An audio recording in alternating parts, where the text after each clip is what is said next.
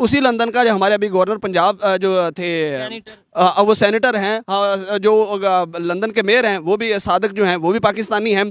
तो ये मैटर नहीं करता कि वो कहाँ बैठे और किसा मेरे लेकिन आपको नहीं लगता एक मेयर होना और एक प्राइम मिनिस्टर होना बहुत ज़्यादा फ़र्क है? देखें जी, अभी तो प्राइम मिनिस्टर हुए 1947 में जब गोरा यहाँ से गया था तो गोरे ने सबसे ज्यादा जो नौकर थे ना साथ वो इंडियन थे।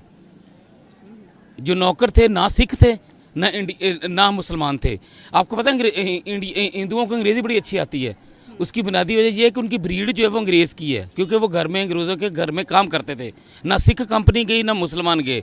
1947 में जितने हिंदू गए साथ गोरों के साथ, उनकी 1947 से लेकर आज तक उनकी फैमिलीज़ ने वहाँ पर इम्प्रूव किया। उनकी फैमिलीज़ बढ़ी, बच्चे बढ़े, वो पढ़े वहाँ पर। जब वो वहाँ पर पढ़े, वहाँ की ब्रीड हुई तो डेफिनेटली बहुत सारी पोस्टों के ऊपर उन्होंने, आपको सिख कम्युनिटी नज़र आती बहुत ऊपर पोस्टों के ऊपर? नहीं आती सर। मैं आपको मेरा नाम चौधरी मोहम्मद अनवर है। मैं तारीख पढ़ाता हूँ और तारीख पढ़ता हूँ। मतलब ये है कि इंडिया जो है आज की डेट में वर्ल्ड वाइड जो है वो इन्फ्लुएंस रख रहा है और उसका इन्फ्लुएंस और बढ़ता जा रहा है। ऑफ कोर्स इंडिया रख रहा है। इंडिया की ट्रेड हमसे ज़्यादा है। इंडिया बेसिकली ऑर्गेनिक चीज़ें पाकिस्तान से ज़्यादा प्रोड्यूस करता है। इंडिया का नाम हमसे ज़्यादा है। बेसिकली इंडिया में दो कौमें हैं, सिख और हिंदू। पाकिस्तान में ना मिनॉरिटी पाकिस्तान के हक़ में है, ना ही मुसलमान पाकिस्तान के हक़ में है। इंडियंस बेसिकली मेहनत करके अपना नाम बना लेते हैं। पाकिस्तानी छोटी छोटी चीज़ों में जिसे हम जुगाड़ कहते हैं वो लगा के अपना सिस्टम चलाते रहते हैं। शुरू से अब तक 1947 के बाद से अब तक जुगाड़ ही लग रहे हैं।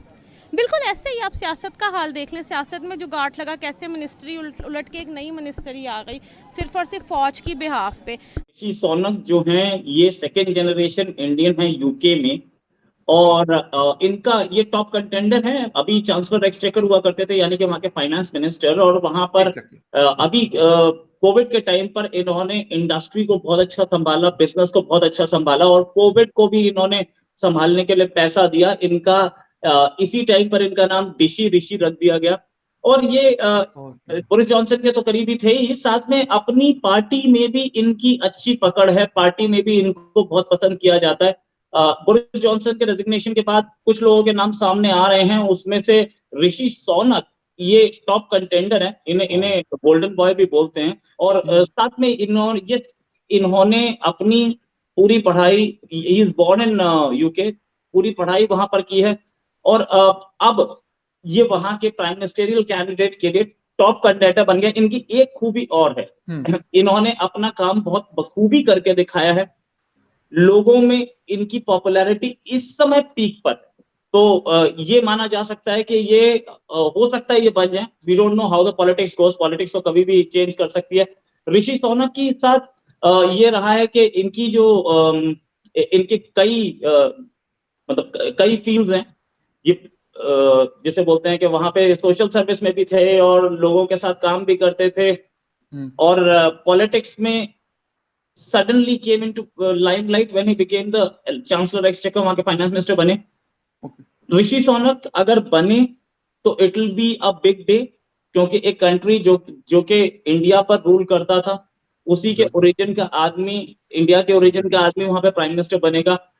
एक बड़ी चीज तो होगी, नो डाउट अबाउट इट।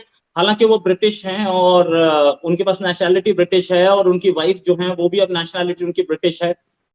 बहरहाल नो डाउट इंडिया के अंदर बहुत सारे लोग जो हैं वो बहुत पढ़े लिखे, बड़े काबिल, बड़े मेहनती हैं, और पूरी दुनिया के अंदर काफ़ी जगहों पर उनका होल्ड बरकरार है। यहाँ सवाल ये पैदा होता है, यकीनन ये बात तो रोज़े रोशन की तरह यह है कि पाकिस्तान की निस्बत इंडिया की जो लॉबी है, जो गैर मुल्की लॉबी है, जो उनकी आप समझ लें कि खारजा पॉलिसी की लॉबी है, बहुत एक्टिव है। लॉबी उसकी एक्टिव होने की वजह क्या है? उनकी पॉलिसीज़ ऐसी हैं, उनका एजुकेशन सिस्टम ऐसा है, या फिर जब इधर यहाँ पर लोकली ये कहा जाता है कि जी वहाँ की जी ये तो एक ना वो एक साजिश है, काफिरों की साजिश है, हिंदुओं की साजिश है, या फिर ये कोई मैटर है? नहीं, मैं इस बात से इत्तेफाक नहीं करता। मेरे ख्याल में इंडिया में बहुत ज़्यादा पढ़े लिखे लोग हैं, उनका तालीमी सिस्टम हमसे बेहतर है। इंडिया इस वक्त शायद आपके इल्म में हो, दुनिया की 5वीं बड़ी मईशत भी बन चुका है, वो बरतानियों के पीछे छोड़ चुका है। लेकिन सवाल ये पैदा होता है कि पाकिस्तान में इस तरह के लोग क्यों नहीं है। लेकिन मैं आपको बताता चलूँ, पाकिस्तान में भी अल्हम्दुलिल्लाह ऐसे लोग हैं जो दुनिया के बड़ी अच्छी पोस्टों के ऊपर बैठे हुए हैं। उसी लंदन का जो हमारे अभी गवर्नर पंजाब जो थे, वो सेनेटर हैं, जो लंदन के मेयर हैं वो भी सादक जो हैं वो भी पाकिस्तान पाकिस्तानी हैं, तो ये मैटर नहीं करता कि वो कहाँ बैठे और किस मेरे लेकिन आपको नहीं लगता एक मेयर होना और एक प्राइम मिनिस्टर होना बहुत ज्यादा फर्क है? देखें जी, अभी तो प्राइम मिनिस्टर हुए नहीं हैं, अभी तो वो इस दौर में Let's suppose आए हैं। अगर हो जाते हैं जी, इसमें कोई दो राय नहीं। प्राइम मिनिस्टर होना बहुत बड़ी बात है।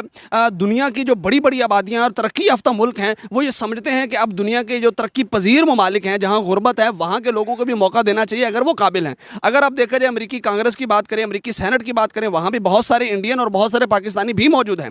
अगर हम दुनिया के बड़े बड़ी कंपनीज की बात करें, वहां जहां इंडियंस मौजूद हैं वहां पाकिस्तानी भी मौजूद है। लेकिन सवाल ये पैदा होता है, जहां इंडियन और पाकिस्तानी मौजूद हैं या इंडिया के बहुत सारे लोग मौजूद हैं, इसका इंडिया को इनडायरेक्टली उनकी कौम को क्या फायदा है? गवर्नमेंट को तो फायदा जरूर है, बिल्कुल। देखे ना, प्राइम मिनिस्टर अगर लेट्स सपोज बन जाते हैं, बेशक नो डाउट के वो ऐसा तो नहीं होता इतने बड़े लेवल पे जाके कि अगर वो इंडियन ओरिजिन है तो वो अगर यूके का प्राइम मिनिस्टर बन जाता है तो बिल्कुल इंडिया को सपोर्ट करेगा, ऐसा तो नहीं होगा। Definitely. लेकिन साइड तो थोड़ी बहुत एक सॉफ्ट इमेज बनेगा और सॉफ्ट जो सा कॉर्नर इंडिया के लिए भी उनके दिल में होगा और इसके अलावा तल्लुकात बहुत बेहतर हो जाएंगे। देखें जी, पहली बात तो है कि इंडिया को इन सारी चीज़ों की गर्ज भी नहीं है। इंडिया एक बहुत बड़ा मुल्क है, उसकी बहुत बड़ी आबादी है, उसकी खारजा पॉलिसी आज़ाद है, वो आज़ादाना तरीके से अपना रवैया अपनाता है। अभी मगरब की पाबंदियां थी रूस के ऊपर, अभी अमेरिका की पाबंदियां थी रूस के ऊपर, लेकिन इंडिया ने अपनी खारजा पॉलिसी को नहीं छोड़ा, वो उस तरफ गया। इंडिया पहली बात तो ये इन सारी चीज़ों से मावरा है और दुनिया भी उसके साथ चलती है, क्योंकि दुनिया के अंदर एक बहुत बड़ी वो खपत है, मंडी है वो बहुत बड़ी, वहाँ पर दुनिया का सामान बिकता है। तो जब दुनिया की इतनी बड़ी मंडी मौजूद होगी तो दुनिया का कोई ममालिक उसे नाराज़ नहीं करना चाहेगा।